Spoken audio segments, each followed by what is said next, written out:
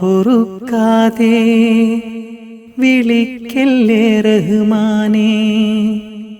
മിമ്പറിൻ പടിമേലെ റസൂലിന്റെ ആമീനെ. ഭയമാണ് പ്രാർത്ഥിച്ച ജിബ്രീൽ അമീനിനെ.